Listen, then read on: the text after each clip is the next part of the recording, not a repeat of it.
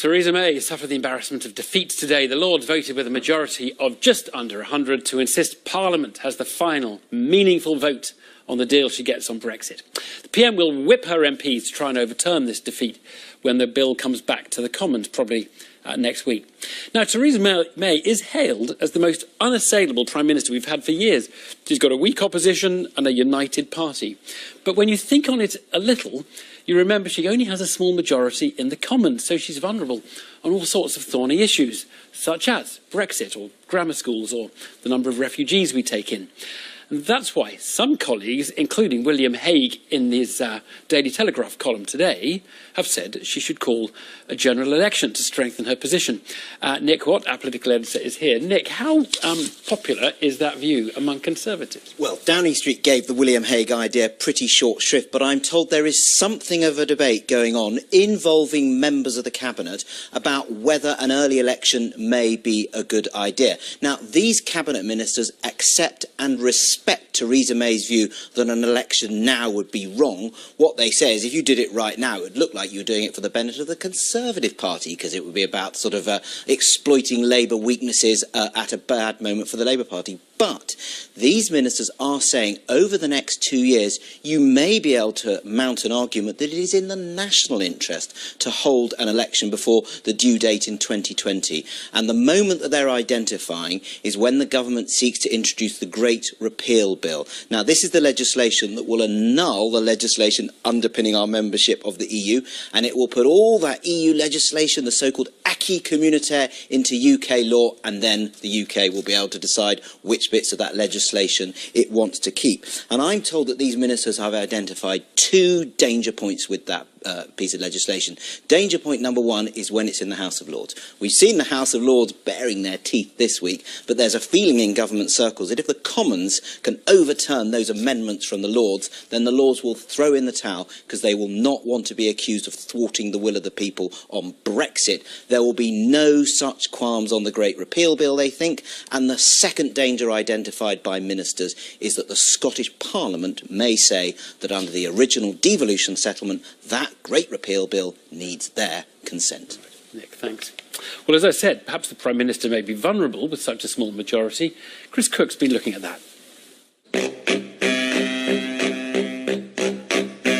A busy College Green here in Westminster is a sign that something is about to happen in Parliament. Tomorrow is Budget Day, which is a day when the government usually looks at its most imperious. The whole structure of the day really favours the people in power.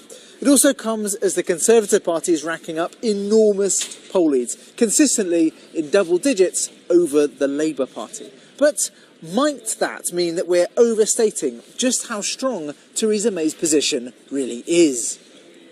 Critically, take a look at the Lords, where the government does not have a majority. As of tonight, Theresa May has lost 24 votes in the upper house.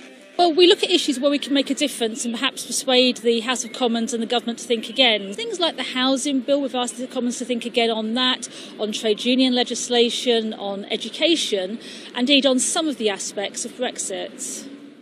Indeed, just this evening, the Lords have defeated the government again on Brexit. They've passed an amendment demanding what they call a meaningful vote by Parliament on the terms of Brexit at the end of the negotiation, one of 2 Lords' amendments on the Brexit bill. Everyone in this House knows that we now face the most momentous peacetime decision of our time.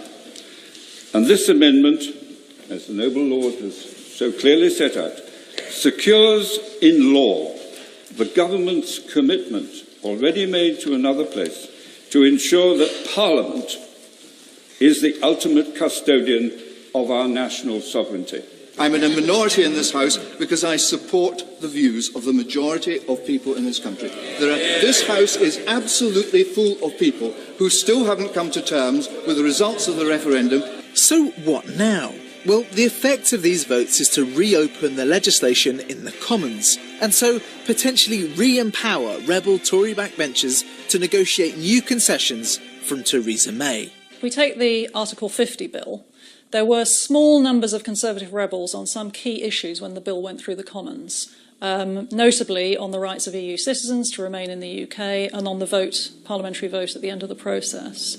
It's no coincidence that those are the issues that the Lords has taken up very strongly and is seeking to throw back to the Commons to ask the Commons to think again. And what it's doing really there is facilitating those negotiations between her and her backbenchers. If the backbenchers are satisfied, she will get her way, but she may need to offer them more assurances in order to get the bill through. Theresa May will ask MPs to overturn the peers' amendments, and it's plausible she might not win both of those votes. Her majority is currently just 17, and that's why the Lords can trouble the government so much. They complain, we haven't got a majority. Well, this is the first Conservative government never to have had an automatic majority in the House of Lords, but no Labour government ever had a majority in the House of Lords. You win your case, you persuade, you articulate, you make that case, and that's what the government needs to understand and needs to do. But some Tories want a quick election. They say it could mean a bigger Commons majority, and peers don't pick fights over items once they've been put in a manifesto. But at least for now, the government is grinding on. And once the Brexit negotiation starts, a voluntary election will become harder to call.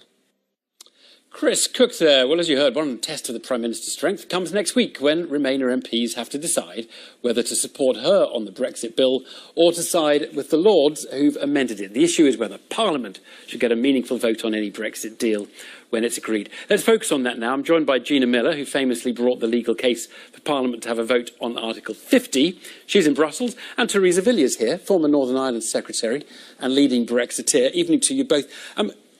Theresa Villiers, just as we were watching that, a flash came up saying Lord Heseltine has been sacked as a government advisor because he rebelled on the bill. Is that showing a kind of sensitivity to all of this, a bit of a brittleness to it? Well, Michael Heseltine has a very long and distinguished record of service to the Conservative Party, but he is very much out of line with the majority feeling within the Conservative Party and indeed within the country. And you can't tolerate his... I mean, he's not even a member of the government, is he? He's just an advisor. But you have to kind of show how tough the discipline is going to be. Well, I don't know the circumstances around this, but I think it was almost inevitable when he was rebelling on such a crucially important issue. Gina Miller, look, let's talk about this idea of a vote at the end of the process. Is it the case that you would like Parliament to have the option, if they don't like the deal Theresa May comes back with, is it the case you would like them to have the option to say, look, let's just stay in the EU, or let's have a referendum on staying in the EU rather than going through with Brexit? It's not about what I want, and it's actually not at the end of the process. It's in 18 months' time. We're not talking about the Great Repeal Act. It's 18 months' time when Mrs May comes back with that negotiated package. And it's only right that Parliament should be involved in that process. I mean, that's what my case was about. And it's what all the Leavers and the Brexiteers were talking about, which is parliamentary sovereignty and Parliament having this right to vote and to debate. And that's what's so great about the House of Lords, is that they showed that it could be done at a level that was civilised and grown up, and that you could respect other people's points of view. Are you thinking another legal case? If Theresa May just says, forget it, I'm not interested in this, and I'm going to get it through the Commons, and we're going to beat the Lords, are you thinking another legal case on this would be due? Do you think there is a legal case here? Well, if you go back to the judgment in my case at the Supreme Court, it said that only Parliament could take away or diminish people's rights. And at 18 months' time, we won't know what rights have been taken away because we don't know, we don't have a crystal ball, we don't know what the package will be. And so if you look at the judgment, there is some thinking that it could be that if Mrs May bypasses Parliament and doesn't deliver on her promise, if this amendment doesn't get in, that there could be a case for us to take back to Parliament, to the court, to say, can she act on her own without Parliament? Right. Theresa Villiers, that's not, I suspect, what you want to hear, because that would mean a legal argument right at the climax of the Article 50 negotiation. Well, that's one of the real anxieties about these amendments. Any amendment to what is a simple bill makes it potentially justiciable, could drag it into the courts. Yield to it now, and then you won't have a case coming up in 18 months' time, I suppose, would be what Gina Miller would say. I believe that, particularly the amendment passed today is a recipe for stalemate and disruption. I'm sure Gina Miller is entirely sincere in what she's doing, but I think many people who back this amendment in the House of Lords today really in their heart of heart are trying to frustrate the process. They've given themselves the power to veto a deal. They've given themselves the power to veto leaving without a deal. Essentially what they want is to keep us in and to disrespect the result of the referendum. Gina Miller, there is a bit of a puzzle here, because they have said they want the veto to be able to veto a non-deal, and they want to be able to veto a deal. You could just end up in a twilight zone of nothing, couldn't you? Well, actually, the House of Lords can't do a veto. They can scrutinise and give their opinion, but they can't actually veto something. But if we get back to, I don't understand why there's so much of this argument about holding up Brexit, because actually it's the Prime Minister and the government that are holding up Brexit. Just put in the two amendments. One is a morally right one. The other one is common sense, to have a parliamentary safety net. Put them in, stop the ping-pong between the two houses, trigger Article 50 and get on with the complex negotiations. It's government itself that's holding up this process. I mean, for example, on EU nationals, I entirely sympathise with the sentiment of the amendment, but this is not the vehicle to deal with this question.